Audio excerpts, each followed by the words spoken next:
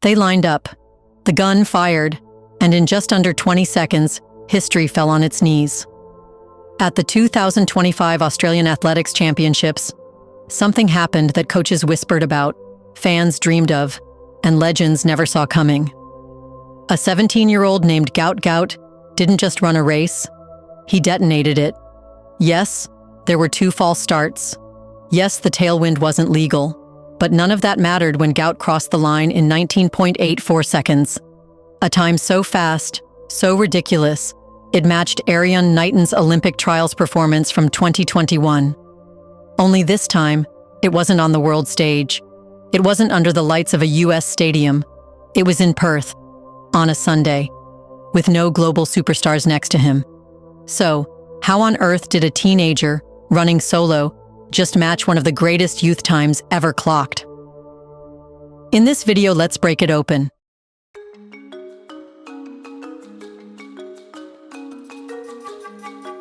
Rewind just 2 years ago, and the name Gout might have drawn blank stares outside of niche Aussie athletic circles. Even commentators stumbled over the pronunciation. At best, he was seen as a fast junior, raw talent, sure, but hardly a future record breaker. Then came the quiet revolution. In 2022, Gout clocked a 21.14 seconds in the 200 meters. Fast, but not yet alarming. A year later, he shaved that down to 20.87 seconds, and now people noticed. Still, his ascent seemed like a natural junior progression, until 2024 shattered that illusion. Gout exploded onto the national stage with a 20.04 second run, breaking the Australian national youth record. That time wasn't just fast, it was historic. A whisper turned into a roar, but the warning sirens? We ignored them. We chalked it up to favorable conditions. A good day. Teenage momentum. Then came Perth, 2025. On an early autumn day at the Australian Athletics Championships, a 17-year-old kid obliterated the field with a 19.84 seconds. Wind-aided, yes, but devastating all the same. No elite runners beside him, no Olympic sprinters chasing him, no mega stadium pressure. He did it practically in a vacuum. The jaw-dropping wasn't just from the time. It was from the way he did it. Calm, unfazed, precise. He looked like he belonged in a Diamond League final, not a national youth meet. His split progression year over year reads like a video game mod. No plateau, no regression, just one-way velocity. And this wasn't even his cleanest race. Yet, a time of 19.84 is elite by any standard. It's an Olympic final tier speed. But what if that wasn't his best? What if that wasn't even 90% of what Gout can do? Because this race was chaotic before it even started. The 200-meter final in Perth had not one, but 2 restarts.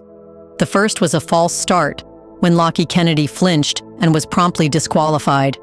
A crushing moment for a fierce competitor who had previously beaten Gout. The second? Still a mystery. Officials showed a green card, but runners had already braced, nerves already fired, rhythm shattered. By the time the third start was finally given, Gout's own launch was visibly cautious. He didn't explode. He hesitated. The timing was off, a nervous trigger rather than a confident launch. If you freeze frame the footage, you will see he lost ground in the first 10 meters. But here's the terrifying part. That slow start didn't matter. Because by the time he hit the curve, he was slicing through the air like a missile. His top-end speed wasn't just good, it was devastating.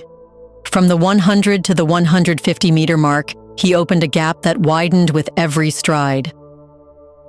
By the home straight, Gout wasn't racing the other athletes. He was racing history. And that wind? At plus 2.2, it was just 0.2 over the legal limit. Barely enough to warrant an asterisk. According to wind correction models, Gout's run still comfortably dips under 20 seconds, legal or not. The real kicker? This was done alone. No world-class sprinters to pull him forward. No adrenaline from chasing a rival. No pacing, just raw speed. Which raises an even bigger question. What happens when Gout gets a clean start, legal wind, and someone like Noah Lyles or Letsail Tebogo breathing down his neck? Because if this were him under imperfect conditions, then the world might not be ready for what's next. Let's be honest. 19.84 at 17 years old isn't just fast. It's prophetic. It's a glimpse into a future that's not arriving someday. It's already sprinting toward us. Gout's rate of improvement isn't linear. It's exponential. Year after year, meet after meet, he is erasing tenths of a second like they are decimals on a chalkboard. And now, with the entire track world watching, he stands at the threshold of rewriting history. The world under 18 record, 19.84 seconds by Arian Knighton, is no longer some impossible ceiling. It's a mirror reflection of Gout's time, only separated by wind conditions and official sanctioning. Gout has the rest of the 2025 season to officially break it. And this time, it won't just be wind-dated. It will be wind-legal, world-certified, and undeniable. But that's not the only target. Before we continue further, tell us, are you enjoying the video? If yes, please like and share the video and subscribe to our channel to watch more videos on Black Africa. Let's continue now. Now Tokyo looms. In September, the World Championships will gather the planet's fastest men. Noah Lyles, Kenny Bednarek, and Letsail Tebogo, giants of the sport. And into that arena steps a teenager from Australia, not as a wide-eyed participant, but as a real contender. The pressure? It's already there. But Gout isn't crumbling under it. He is feeding on it. When asked what it felt like to line up as the youngest in the field, his answer wasn't shaken. It was steel. We all bleed red. We are all human. It's not about age. It's about speed. That's not bravado. That's self-certainty, the kind only raw talent and relentless work can create. Because if Gout can run 19.84 seconds under imperfect conditions, with a slow start, alone, and with wind over the legal limit, the real question isn't whether he can go faster. It's how soon, and more importantly, who can stop him? Because in elite sprinting, a tenth of a second is an ocean, and Gout has already started swimming laps around the shoreline.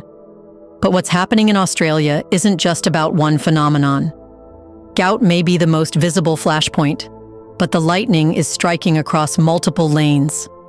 This is a national surge, an awakening of Australian track and field on a scale we haven't seen in decades. Start with Lachie Kennedy. Just weeks ago, he outran Gout in a 200-meter showdown in Melbourne. That wasn't a fluke. Kennedy's raw acceleration and aggressive curve-running style make him a legitimate force in any final. The fact that he was disqualified in the Perth 200-meter final doesn't erase his threat. If anything, it makes their next encounter even more electric. Then there's Peter Bol, not a sprinter, but a national icon in the 800 meters. He just shattered the Australian record, breathing new life into a discipline that often goes underappreciated. Bol's tactical brilliance and fearless kick are inspiring a whole new wave of middle-distance runners. And Cam Myers? The 18-year-old is redefining what next-gen means in the 1500 meters. His fluid stride and strategic intelligence have analysts whispering comparisons to global stars before he's even hit his prime. This isn't an anomaly. It's a coordinated evolution. These athletes aren't rising in isolation. They are sharpening each other. Training camps, competitions, and national events are feeding off one another's progress. Iron sharpening iron. But among them, Gout is different, because it's one thing to be fast. It's another to be globally threatening at 17. He is not riding a wave.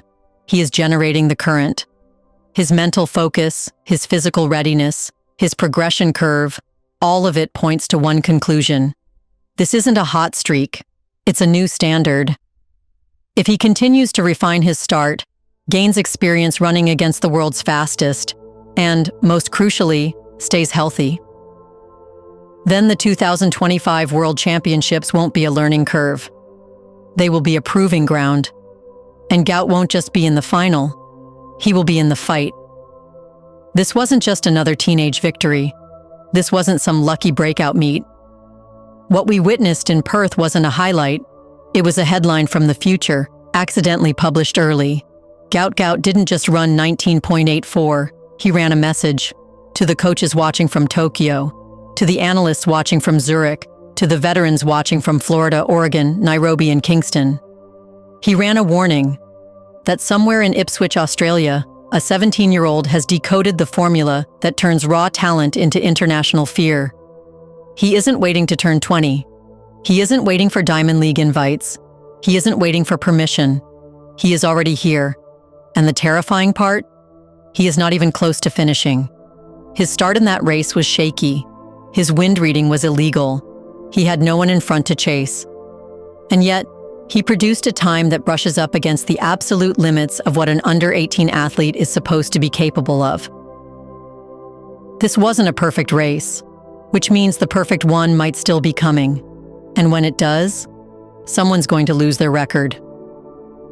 Now step back, zoom out, look at the landscape. The US still holds most of the cards in sprinting.